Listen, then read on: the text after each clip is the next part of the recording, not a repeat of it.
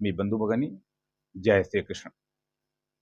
श्रीमद् भगवत गीता अमृतमय विचारों का प्रवाह हम सब लोगों के लिए उपलब्ध कराती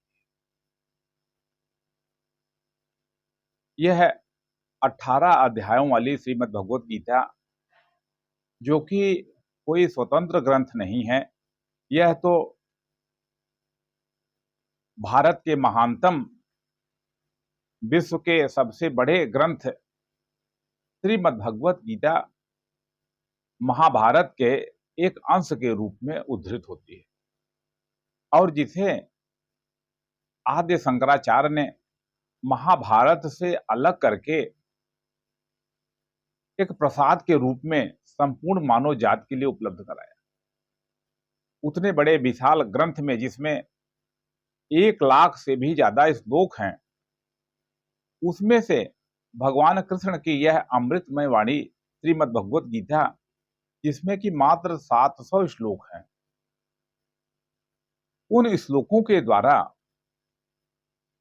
हमारी चेतना में जो संस्कार होता है,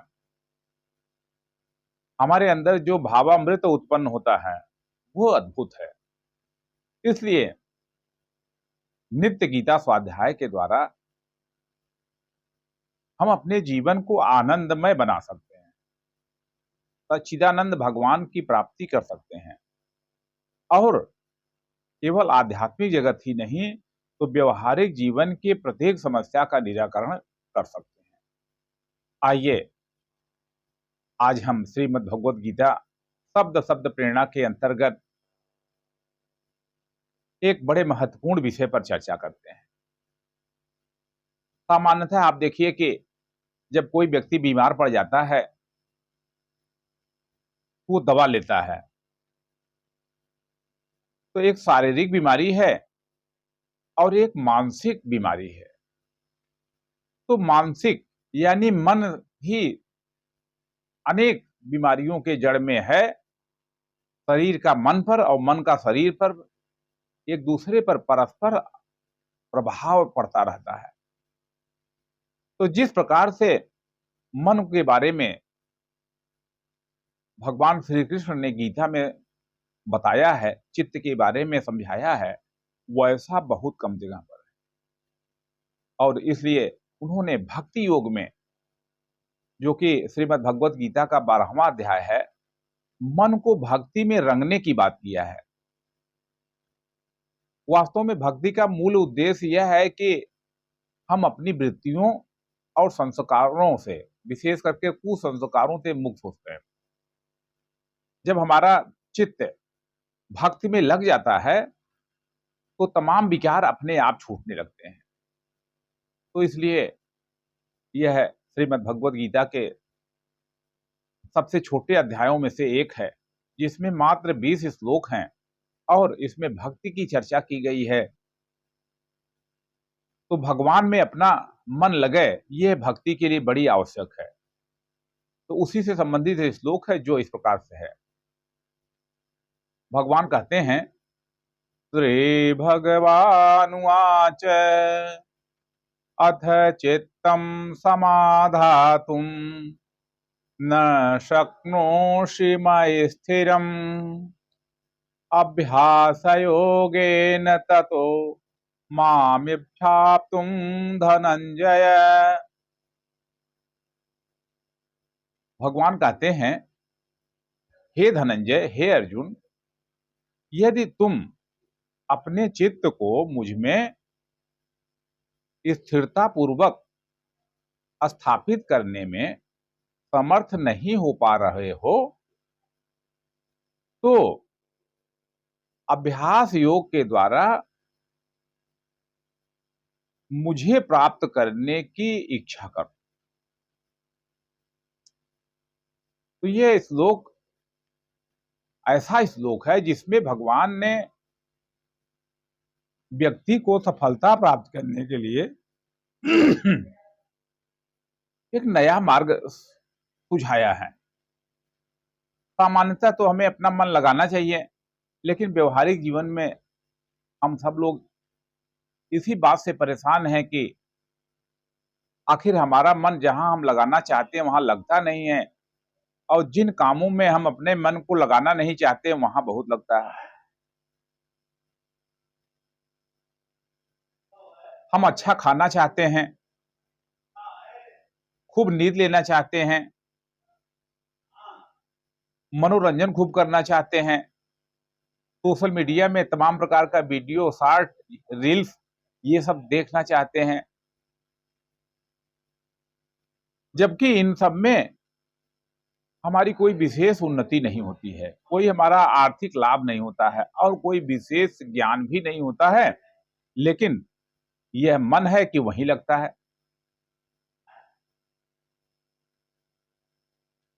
तो मन वहां लगता है जहां इंद्रियां अपने विषयों में सरलता से प्रवेश पा जाती हैं।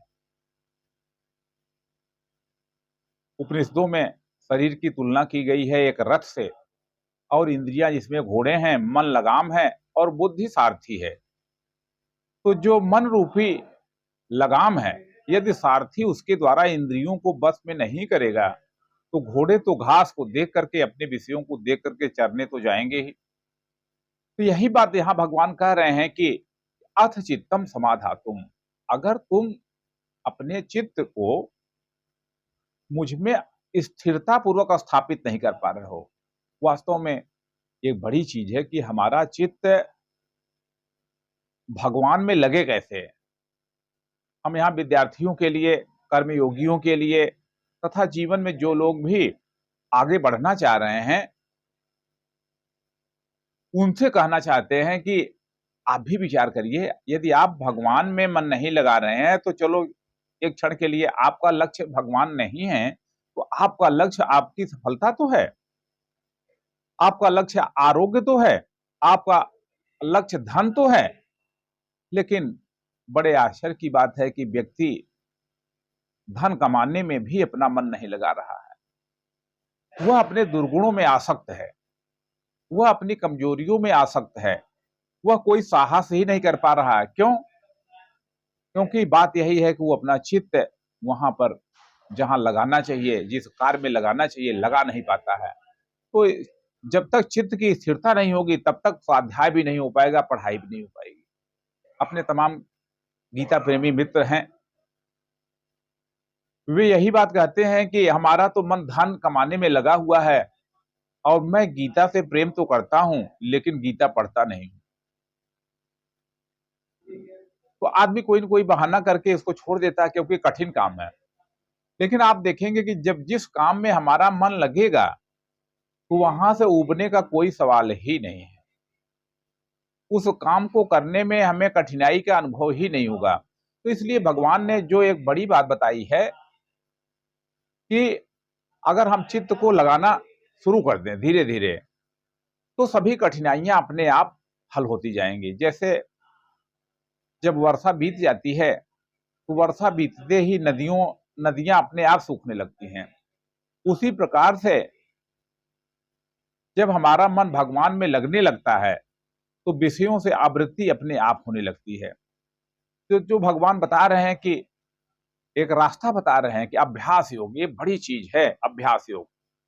वास्तव में चाहे शिक्षा हो, चाहे चिकित्सा हो, चाहे आविष्कार हो, चाहे कोई घर का निर्माण हो, किसी भी प्रकार का काम करना है तो वहां पर हमको अभ्यास का सहारा लेना पड़ेगा। अभ्यास का मतलब क्या है?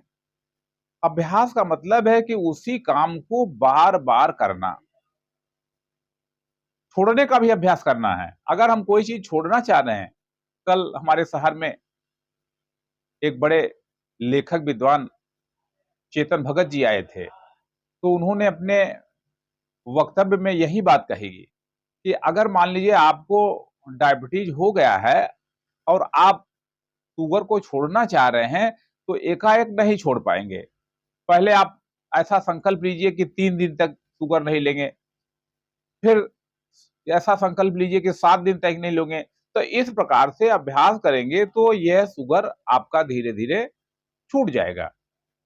तो ये जो भगवान एक बहुत बड़ा विकल्प दे रहे हैं अभ्यास योग। तो चाहे सांसारिक कार्य हो, चाहे ऐहिक उन्नति का विषय हो, चाहे दैविक उन्नति का विषय हो। राष्ट्रीय स्वयंसेवक संघ की प्रार्थना में जो बात कही गई है कि समुत्कर्ष निःश्रेयसैक मुग्रम परम साधनम नाम वीर व्रतम, कि समुत्कर्ष यानी सांसारिक उन्नति और निःश्रेयस यानी आध्यात्मिक उन्नति, मन की शांति, दोनों को प्राप्त करने के लिए एकमेव जो सबसे बड़ा साधन है, वो साधन क्या है? यहां पर कहा जा रहा है कि वो अभ्यास है। केवल अभ्यास से ही हमारी प्रगति हो सकती है। तो भगवान ने ये बात कही है, अभ्यास।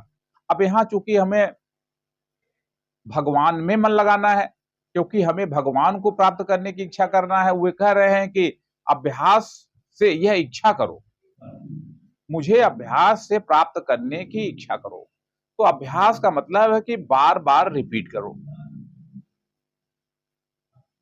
और जब आप रिपीट कर रहे हो तो शीघ्र फल न मिले तो कठिनाई समझ करके ऊब मत जाइए, आलस मत कीजिए, प्रमाद मत कीजिए, और निरंतर अभ्यास करते रहिए। क्योंकि कहा गया है कि करत करत अभ्यास के जड़ मत होए सुजान, और रसरी आवत जात से सिल पर पड़े निशान।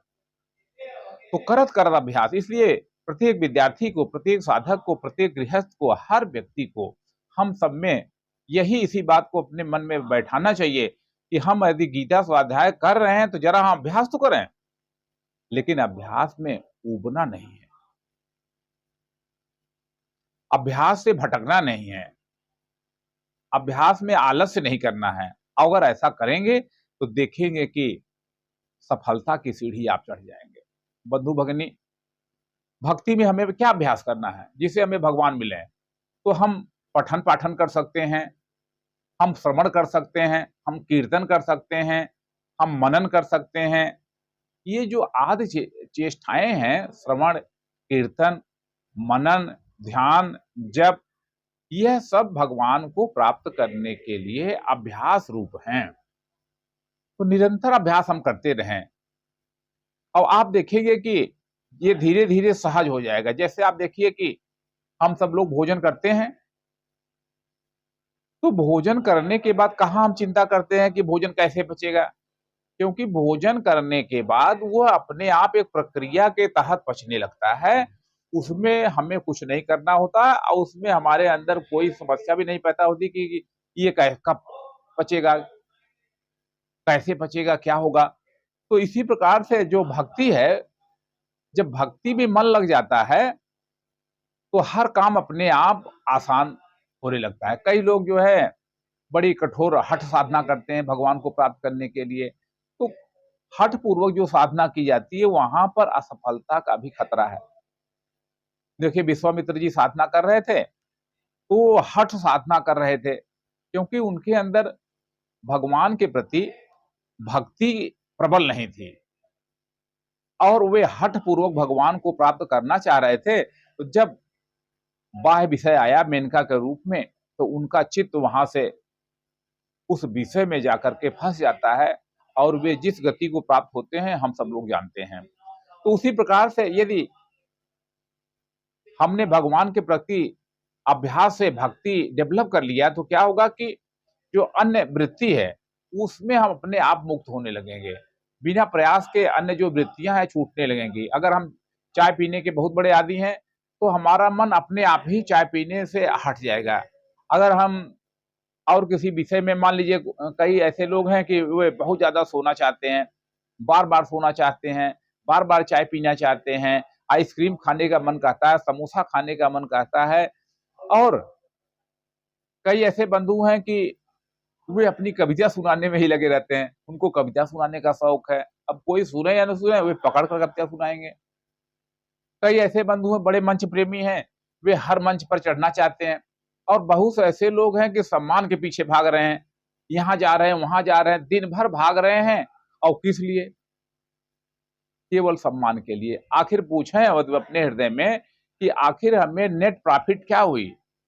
आखिर हम इतने कार्यक्रमों में गए तो बस थोड़ी सी प्रशंसा ही तो पाए, लेकिन वे प्रशंसा के विज्ञान को जब ध्यान नहीं देते हैं कि आखिर हमें प्रशंसा से अच्छा क्यों लगता है, तो वास्तव में वो आत्मा की उपलब्धि का ही एक छोटा-सा वो प्रकटीकरण होता है। इसलिए हम अपने आप को पहचानें और भगवान की भक्ति को सर्वोच्च मान करके अपने जीवन का निर्माण करें। आज हम श्रीमद् भगवत गीता शब्द-शब्द प्रेरणा में आप लोगों से ये विशेष आग्रह कर रहे हैं कि स्वाध्यायान मा प्रपदः, स्वाध्याय से कभी पीछे न हटें और अभ्यास करने का मन में संकल्प ले लें। संकल्प पूर्वक अभ्यास करें, चाहे गीता स्वाध्याय हो, चाहे रोग का हटना हो, चाहे समस्याओं का निराकरण हो, आप सब कुछ कर लेंगे। बशर्ते विश्वास कीजिए और श्रद्धा पूर्वक अभ्यास में लगे रहिए, मत ऊबिए, मत आलस करिए और न कठिनाई समझ करके अभ्यास को त्याग दीजिए। तो इसलिए आज इस जीवन सूत्र में भगवान ने जो हम लोगों को मंत्र दिया है, अभ्यास, अभ्यास, अभ्यास। किसी व्यक्ति ने कहा है कि practice makes a man perfect. तो किसी दूसरे व्यक्ति ने उसमें सुधार किया, केवल प्रैक्टिस नहीं, only a perfect practice makes a perfect man. तो अगर हम अच्छी बातों का अभ्यास करेंगे तो हम परफेक्ट बनेंगे, यदि हम बुरी बातों का अभ्यास करेंगे तो हम बुरे बन जाएंगे। तो इसलिए हम आत्म संयम का अभ्यास करें, इंद्रिय निग्रह का अभ्यास करें, सम का अभ्यास करें, अक्रोध का अभ्यास करें, दान का अभ्यास करें, तप का अभ्यास करें।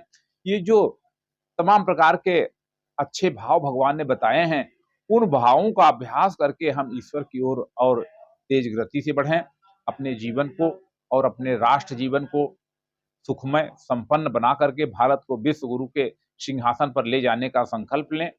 इसलिए नित्य गीता स्वाध्याय का संकल्प लें। बंधु और भगिनी, ये श्रीमद् भगवत गीता पर जो हम लोगों ने ये चैनल बनाया है अमर प्रेरणा, इस चैनल की बातों को आप मौखिक रूप से टेलीफोन से अपने मित्रों से भी कहें और उनको जुड़ने के लिए सुनने